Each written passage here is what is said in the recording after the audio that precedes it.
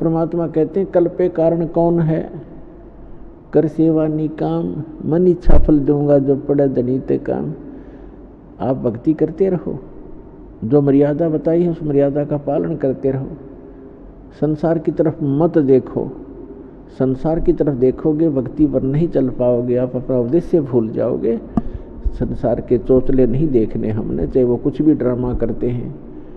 अब विवाह शादी के अंदर संसारिक लोग बहुत बड़ा कुछ करते हैं, डांस करते हैं, डीजे बजाते हैं, पैसा खूब खर्च करते हैं, लड्डू मिठाई बना करके खूब वो दिखाते हैं अपनी महिमा।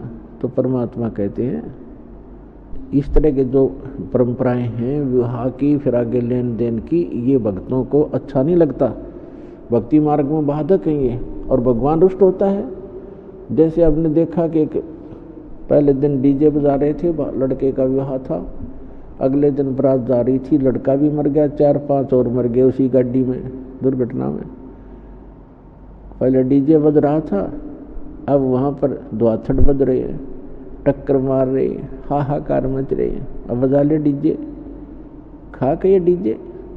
परमात्मा से डर कर रहे, कदम कदम फूंक कर रखे, और भगवान प्रसन्न रखना पड़ेगा। हमने अगर इस गंदे लोक में जीना है तो जिस तरह भगवान प्रसन्न रहे उसी तरह अपना रहो, और फिर ये दुर्घटनाएं भी टलेंगी। साथ देगा भगवान आपका और आपके बच्चों का। तो इस प्रकार हमने ये बकवादें नहीं करनी है। साधु भक्त को अच्छा नहीं लगता है, आम समाज कुछ भी करता रहे उसकी तरफ नहीं देखना हमने, ना दहेज देना है ना लेना है, क्योंकि ये हमारे संस्कार उलझते चले जाते हैं, ये कभी निपटेंगे नहीं। फिर हमने ख़त्म करना है इन संस्कारों को। और जो हम अपने बच्चे को धन दे दिया, राम नाम का भक्ति दे दी, इससे बड़ा कोई धन नहीं है। उसका सदा साथ देगा भगवान, जहाँ दुख होगा खड़ा पाओगा परमात्मा, और कोई भी हानि होगी उसको बचाएगा भगवान। तो माता पिता नहीं बचा सकते, कितना धन दे सकते हैं अपने बच्चों को हम, कितने दिन तक उसका पालन कर सकते, नहीं हो सकता। तो भगवान पर विश्वास करना सिखाए बालक को, और पूरी दृढ़ता लाए, भक्ति दे उसको, तो वो सुखी रहेगा, उसके संस्कार भी समाप्त हो जाएंगे। सदा के लिए अब चलेंगे वहाँ, पीछा छुटवाएंगे, सदा सुखी रहा करेंगे। वहाँ कोई काम नहीं। जैसे आप यहाँ आते हो, यहाँ क्या काम है आपको?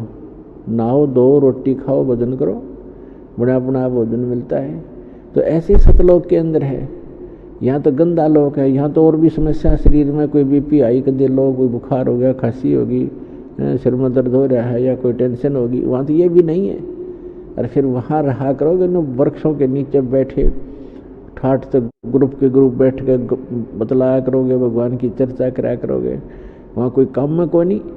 और भोजन की इच्छा हो तो भी जाओ भंडारे में खाओ, बड़े भंडारे भगवान के सामूहिक लगे रहते हैं। वहाँ पर कई स्थान ऐसे हैं जहाँ पिकनिक मनाने जाते हैं, वो भंडारे सामूहिक चलते मिलते हैं।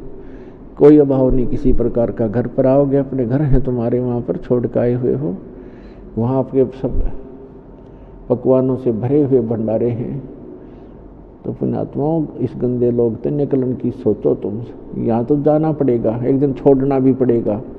आज चाहे आप कितना ही यहाँ व्यवस्थित बने बैठे हो, या आपकी भूल ही साबित होगी एक दिन।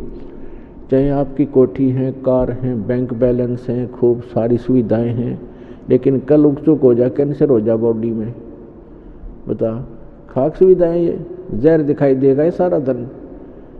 तो बच्चों, यहाँ से निकलने की चेष्टा करो जितना हो सकती है। तो क्या बताते हैं परमात्मा? कहते हैं कि साईं इतना दीजिए जिसमें कुटुंब समावे, हम भी भूखे ना रहे, अतिथि ना भूखा जाए।